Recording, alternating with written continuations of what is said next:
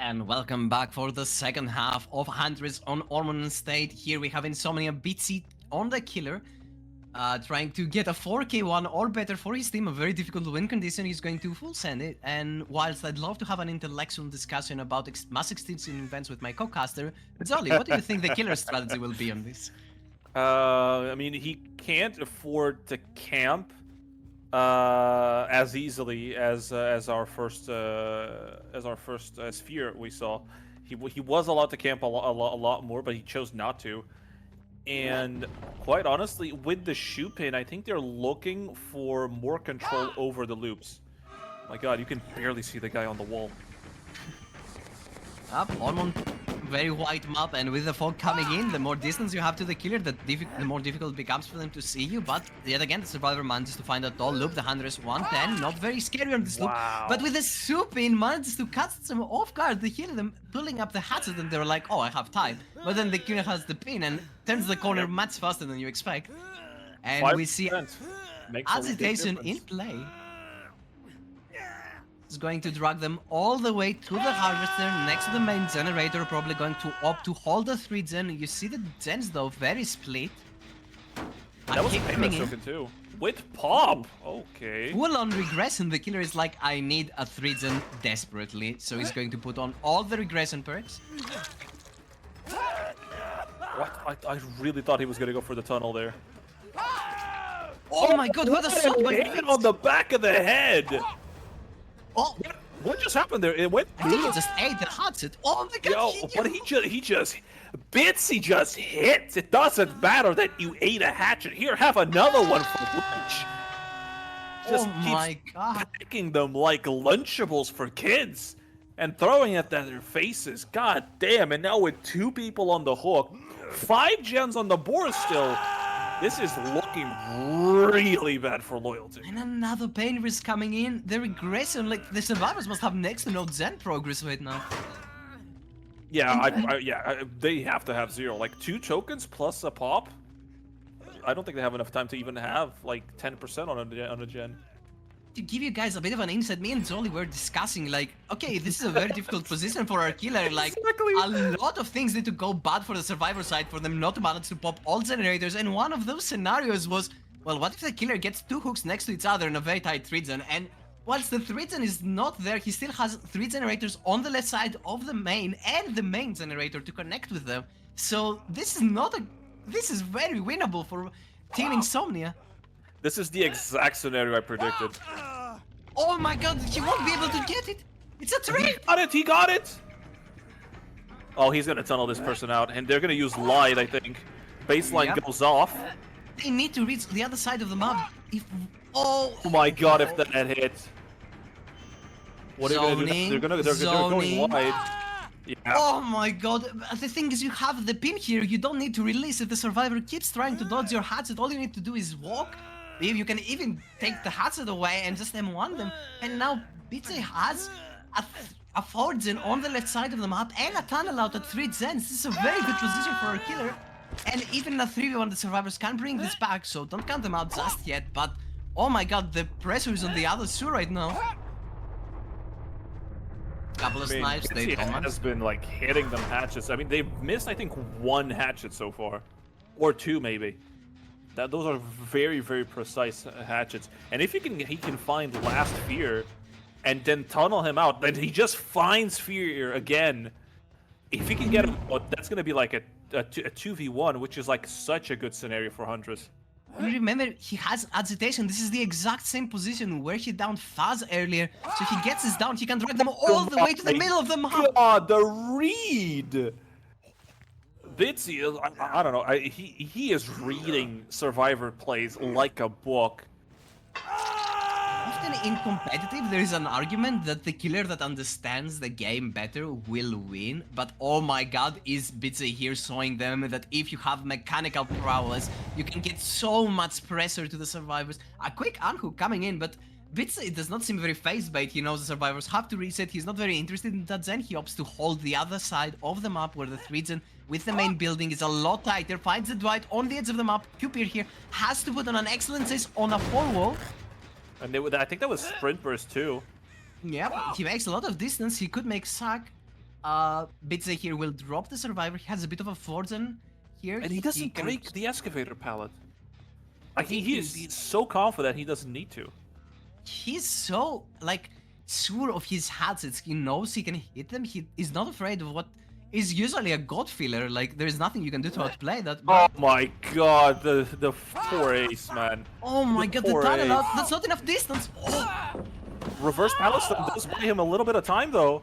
And he also zones the killer to the edge of the map. The survivor can make a lot of distance here if he opts to. No, he dies on the corner. He wants the 4-wall generator to pop, so there is no strong 3-gen for our killer. He wants to get his team having to play the 2v1, at least in a good position where there is not enough...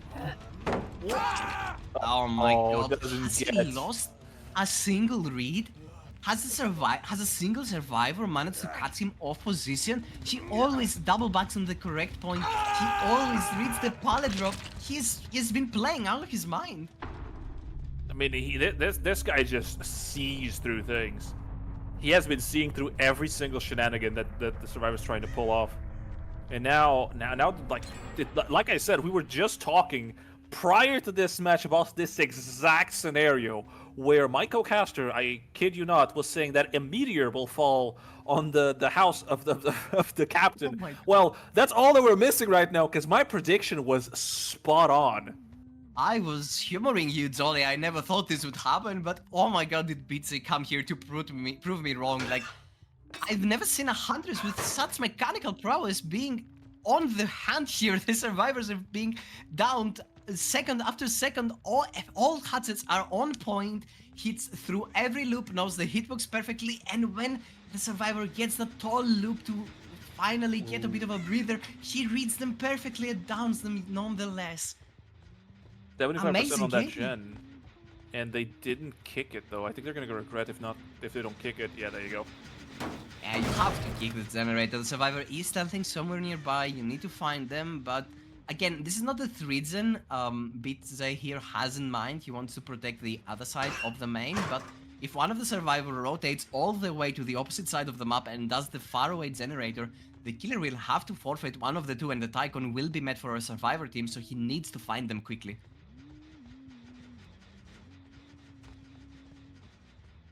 There he is. Oh my god, every single time they're crouching at the pallet, it's like they know that they're gonna get found. Sol Doesn't here pull off the hatchet though. Pulls it off, gets the hit on the foot there. Immediately gets the pre-drop.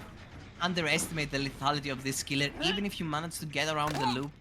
Oh, a bit of a trick shot here, doesn't connect, but remember there was no pressure on the other side of the map, so the killer has a bit of time to get this down, but Sol here will go on the exterior, forcing them to play the pallet. The killer smartly breaks, tries to zone them towards their 3-gen, so we'll have to take the chase there. A bit of a snipe coming in.